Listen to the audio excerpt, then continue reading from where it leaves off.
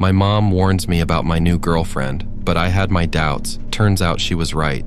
So I'd been flying solo for a while, enjoying the bachelor life. But then I thought, why not give this whole dating game a shot?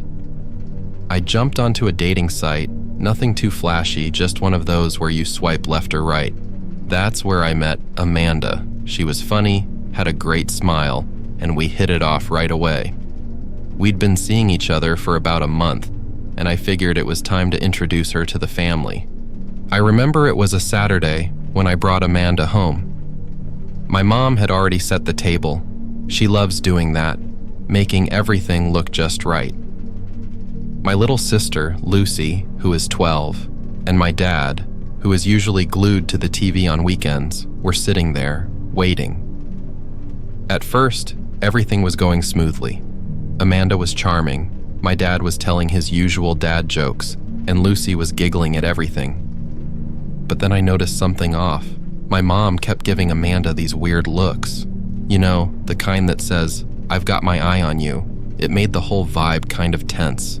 Anyway, the evening wrapped up, I walked Amanda home, and then headed back myself. As soon as I got in, Mom sat me down. She said Amanda looked familiar to her. Now Mom's a clerk at this local store, and she's got this memory like an elephant, remembers every face. She told me she saw Amanda just yesterday, walking arm in arm with some other guy. They didn't buy anything, so they didn't go through her checkout line, but Mom was sure it was her. Honestly, I didn't want to believe it. My mom, well, she's always had her own ideas about how I should live my life. She never really understands what I want, so I thought maybe she was just trying to ruin my relationship to keep me under her wing. After that conversation with my mom, things with Amanda were still going great. I figured it was time to take the next step. So I found a cozy apartment halfway between our homes. The idea was to start fresh, away from my parents' prying eyes. Plus, I really wasn't keen on doubting Amanda based solely on my mom's hunch. We moved in, and it was pretty cool at first. I worked from home doing web development stuff, so I was pretty much glued to my laptop all day. Amanda, on the other hand, was a waitress at this local restaurant. At least, that's what she told me. I never actually visited her at work. She'd have these odd hours, sometimes late nights or early mornings. But hey, that's the restaurant business, right? The thing is, even though we were living together, we didn't get to spend whole days just hanging out. Her work schedule was erratic, and it started to get to me. I mean, I trusted her, but her hours were so weird. Like, she'd leave for a shift at times when most restaurants would be winding down for the night. But I didn't want to be that guy, the one who's always doubting and checking up on his girlfriend. So, I took her word for it, never really tried to back it up with facts. Maybe I should have, but at the time, I just brushed off the doubts. There was something about Amanda that always seemed so genuine. Whenever we were together, she was this burst of joy, always cheerful and full of life. But my mom's words kept echoing in my head. I needed to know for myself, for peace of mind. After a week, I finally decided to give up my trust no matter what principle and check on Amanda. One evening, when I was free from work, I decided to follow her. Whenever I asked about the location of her restaurant, Amanda would dodge the question, swiftly changing the subject. That night, I left our apartment an hour before she did. She was still asleep, probably resting up for her night shift.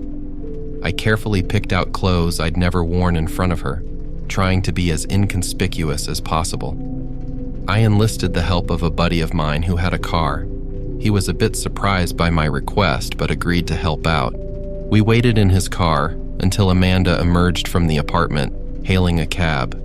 We followed at a safe distance, careful not to be seen. About 30 minutes later, we arrived at our destination. I couldn't believe my eyes. Amanda wasn't working at a restaurant. She was working at a strip club. I tried to follow her inside to see for myself, but the security at the door stopped me. They said I needed a reservation, and clearly, I didn't have one. Dejected, I returned to my friend's car. We waited there, parked out front. My mind was racing. All this time, Amanda had been lying to me. And the worst part? My mom had been right all along. We were parked outside that club for what felt like an eternity. It had been about 4 hours, and during that time, my friend and I had become incredibly tired.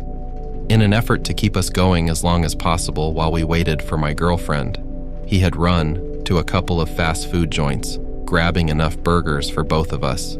Then, something happened. I saw Amanda coming out of the club, but she wasn't alone. There were 2 guys with her, and they seemed to be in a real hurry. They got into this flashy, expensive-looking car and drove off.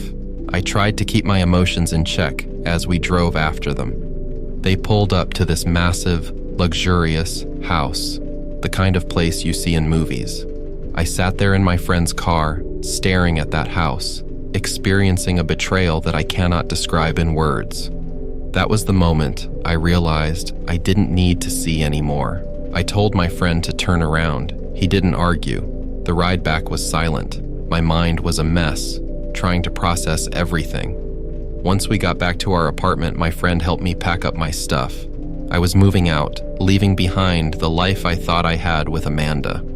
I left her a note. What I wrote in that note, well, let's just say it was everything I felt, raw and unfiltered.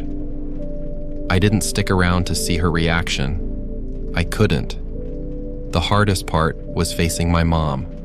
She had been right all along, and I hadn't believed her. I felt like I was wrong, not just about Amanda, but in doubting my mom's instincts. But I've already apologized to her. She didn't say, "I told you so." She just gave me a hug and said we'd get through this, like we always do.